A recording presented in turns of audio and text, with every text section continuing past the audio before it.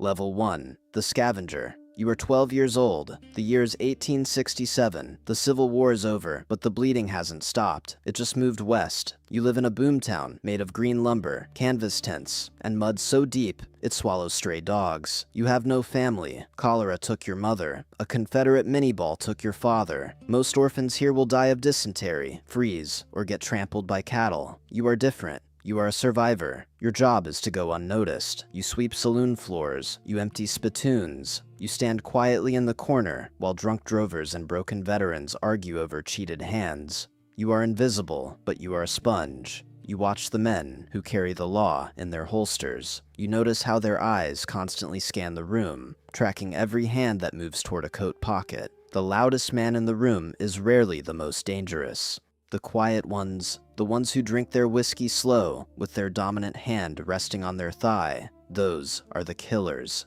In the alleys, you scavenge. You dig lead bullets out of saloon walls and sell them back to the gunsmith. You learn the sharp, metallic tang of blood in the dirt, and the cheap perfume of the working girls who toss you a biscuit. You are not here to be a victim. You are here to become a predator. Level 2, the Apprentice. You are 17. Your voice has dropped. Your hands are thick as boot leather. You have been claimed by a U.S. Deputy Marshal, a man named Silas, with a missing ear and eyes the color of dirty ice. He doesn't want a son. He wants a pack mule who can shoot. You wake before dawn. You check the horse's hooves for stones.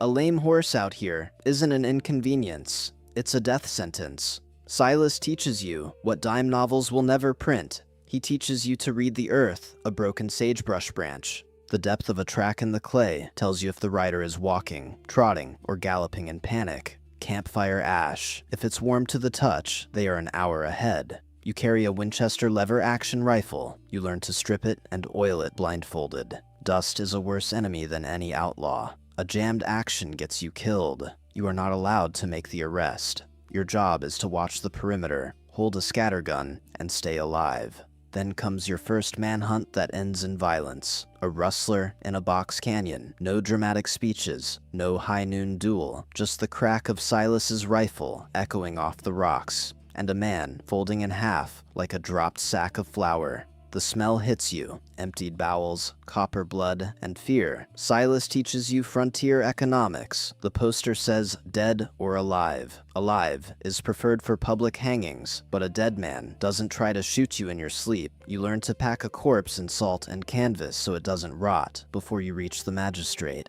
You throw up behind a cactus. Silas just lights a cigar. You swear you will never get used to it, but you will. Level 3, the Bounty Man. You are 24.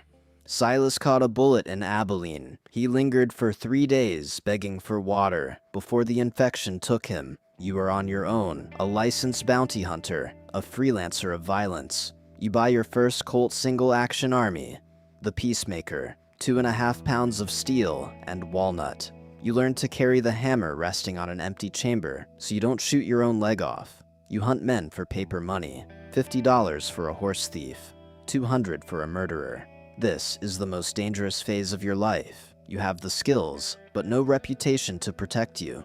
You spend weeks in the saddle, eating hardtack, and chewing coffee beans whole to stay awake. You sleep with one eye open, rifle wrapped in your bedroll. Catching a man is only half the job. Surviving the journey back is the real test. Brothers, gang members, or opportunistic scavengers will try to kill you to free your prisoner, or steal the bounty. Paranoia is your best friend. It keeps your blood pumping. Justice is a business. You track a man for 3 weeks across the Mojave, put a bullet in his shoulder, and drag him to the railhead, only to find the bank he robbed went bankrupt. The bounty is gone. From now on, you demand half up front. The world is shrinking. The telegraph is your greatest tool and worst enemy. A description clattered over the wires traps an outlaw faster than a horse can run. But it brings competition, Pinkertons, local sheriffs. You have to be faster, smarter, and more ruthless than all of them. Level 4, the range detective. You are 32. Petty bounties are for young men who don't mind eating dust for $50. You have caught the eye of the cattle barons. The men who own the territories not by law, but by wealth. They don't want arrests. They want extermination. They hire you as a regulator. The pay is gold eagles, not greenbacks. You sleep in real beds. You drink aged bourbon. But your soul begins to rot. You are no longer hunting murderers. You are hunting desperate squatters and starving men who butchered a corporate calf to feed their children. You ride with a posse of hardened killers. You carry wire cutters to break down barbed wire fences. You burn homesteads. You leave men hanging from cottonwood trees with warnings pinned to their chests. This is corporate warfare. You shoot a man's horse out from under him first. Without a horse on the plains, a man is already dead.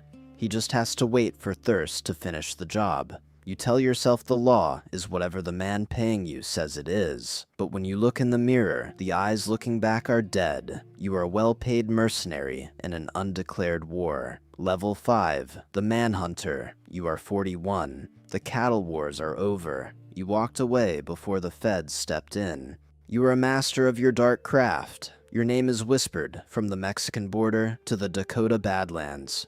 You only take the big contracts, famous gangs. Train robbers who blow safes with dynamite. This is chess played with lead and blood. You don't just track footprints, you track logistics.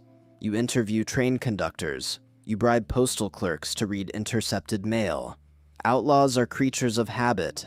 They always return to the women they love, or towns where they feel like kings. You hunt a famous gang leader for 2 years across 3 state lines.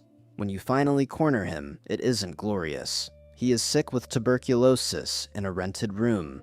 He tries to reach for his gun. You empty your revolver through the wooden door before he can stand up. The newspapers call you a hero. They print romanticized illustrations of your face. They don't print that you had to saw the outlaw's head off and put it in an ice crate to bring to the governor, because summer heat made transporting the body impossible. You take the thousands in reward money. You buy a tailored suit, but you realize something chilling. You have more in common with the men you hunt than the society that pays you to kill them. Level 6, the Relic. You are 56. The year is 1911. The frontier is officially closed. The plains are covered in telegraph poles, railroads, and sprawling cities. There are automobiles on the dirt streets, telephones.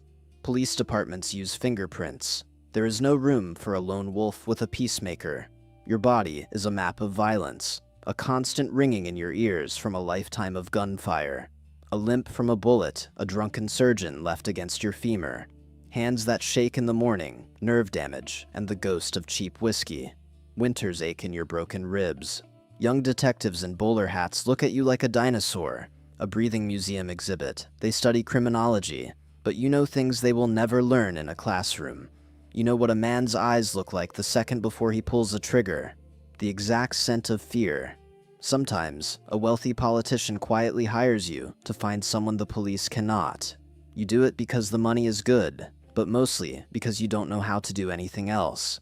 You are a ghost, haunting a world that is building over your graveyard. Level 7, the end of the trail. You are an old man. You bought a quiet ranch in a valley where the train whistle is only a distant sound. You sit on your porch. The Winchester is mounted above the fireplace gathering dust. The Colt is locked in a trunk. You survived. Most of the men you rode with, and all of the men you hunted, are rotting in boot hills across the continent. You beat the odds. You beat cholera, freezing winters, and the mathematical certainty of a violent death. But survival has a heavy price. When you close your eyes, the ghosts come. The face of the first man you shot in the back.